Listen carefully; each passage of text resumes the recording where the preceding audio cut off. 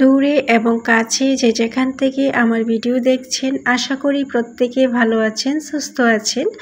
আলহামদুলিল্লাহ, মহান আল্লাহ তাআলার অশেষ রহমতে আমিও ভালো আছি। প্রতিদিনের মতো আজকে আরও একটি নতুন রেসিপি নিয়ে আসলাম। আজকে বানাবো পিঠা, আমার খুব প্রিয় একটা পিঠা। এটাকে আমি পুলি পিঠা বলি, আমাদের অঞ্চলে বলে ভাপে দেওয়া পুলি পিঠা। অনেকে দুধে ভিজিয়ে বানান, অনেকে তেলে ভেজে বানান। তো আমার কাছে ভাপেরটাই অনেক ভালো লাগে। পিঠা বানানোর জন্য আমি এখানে 2 পট পরিমাণ চাল ভিজিয়ে রেখেছি 2 ঘন্টার জন্য। এখন এটাকে আমি ছেঁকে রেখেছি 1 ঘন্টার জন্য। তারপর আমি মিক্সারে দিয়ে এগুলোকে গুঁড়ি করে নিয়েছি। এখন গুঁড়ি করা হয়ে গেলে আমি চুলার মধ্যে চলে যাব। চুলার মধ্যে একটা পাত্রের মধ্যে আমি গুঁড়িগুলোকে টেলে নিচ্ছি।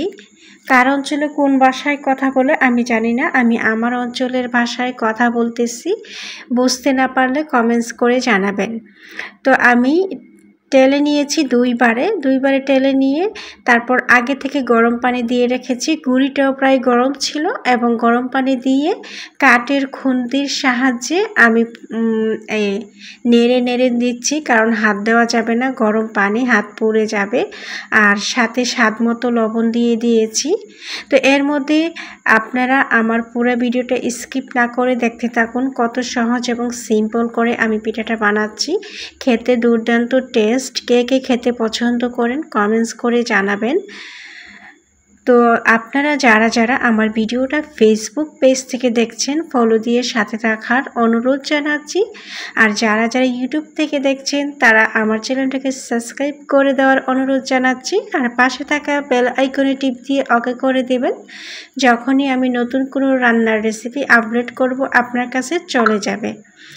এখন কিছুটা ঠান্ডা হয়েছে বলতে আমার হাতে ধরার মতো হয়েছে। তো এই পর্যায়ে আমি হাত দিয়ে চেটকিয়ে একটা ভালো ঘোলা তৈরি করে নিয়েছি। এবং আমরা যেহেতু ঘরে মানুষ কম, বেশি পিঠা বানালে খাওয়া হবে না, আমি সম্পূর্ণ গোলা দিয়ে পিঠা করব না, অর্ধেক গোলা দিয়ে করব। তো এখানে আবার আমি নারকেল নিয়েছি। আমরা সবসময় নারকেল কিনে এনে কুড়িয়ে তারপর ডিপ ফ্রিজে রেখে দেই। আর এখানে দিয়ে দিলাম খেজুরের গুড়। এই গুড়টা ছিল গত বছরের, এটাও আমি ডিপে রেখে দিয়েছিলাম, তাই ভালো আছে। গত বছর অনেকগুলো গুড় কিনা হয়েছিল, তো নর্মালে রাখলে অথবা বাহিরে রাখলে গুড় অরিজিনালটা কিন্তু নষ্ট হয়ে যায়। ডিপে রেখে দিয়েছিলাম। এখন নারকেলের পুর আর খেজুরের গুড়ের একসাথে মিক্স করে আমি পুরটাকে গলিয়ে নিয়েছি। তারপর আমি চুলার মধ্যে, আর এটা ভাপে দেব না, রাইস কুকারে দেব। রাইস কুকারে গরম পানি দিয়ে দিয়েছি। তারপর আমি এখন চলে আসলাম পুরটা দিয়ে এখন পিঠা বানাবো।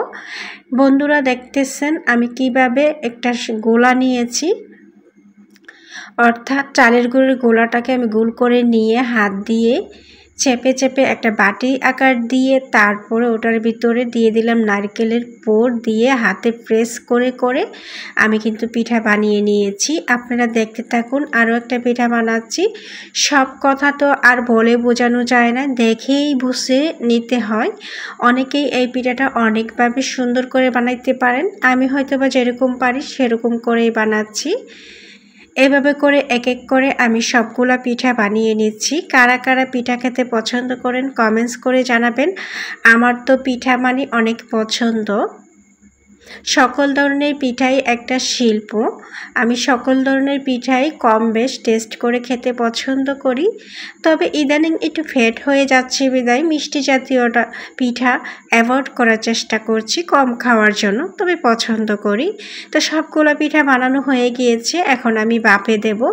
রাইস কুকারে আগে থেকে গরম পানি দেওয়া ছিল। আমি একটা ভালো নেকড়ে সাদা কাপড় পরিষ্কার ওটাকে পানিতে ভিজিয়ে এখন দিয়ে দিলাম রাইস কুকারের স্ট্যান্ডারের উপরে। এক এক করে পিঠাগুলো দিয়ে এখন আমি একটু ঢেকে দিয়ে এটাকে প্রায় 20 মিনিটের মতো আমি জাল করে নেব, ভাপ দিয়ে নেব, তাহলে পিঠাটা কমপ্লিট হয়ে যাবে, কাঁচা থাকবে না। তো 20 মিনিট পরে এসে আমি চেক করলাম হয়েছে কিনা। তো মাশাআল্লাহ হয়ে গিয়েছে। আমি গরম গরম রাইস কুকারটা নিয়ে আসলাম টেবিলের উপর, এনে এক এক করে গরম গরম পিঠা আমি প্লেটে উঠিয়ে নিচ্ছি। আশা করি বন্ধুরা দেখেই বুঝতে পারতেছেন পিঠাটা কতটা গরম, ধোঁয়া উঠতেছে। আর আমার ভীষণ পছন্দ এই পিঠা। আর বলেছিলাম যে পিঠার অর্ধেক করেছি, আর অর্ধেক দিয়ে আমার মেয়ে লবণ পিঠা পছন্দ করে, অর্থাৎ মেরা পিঠা, ওইটা বানিয়েছি। যাই হোক, আজকের মতো আল্লাহ হাফেজ।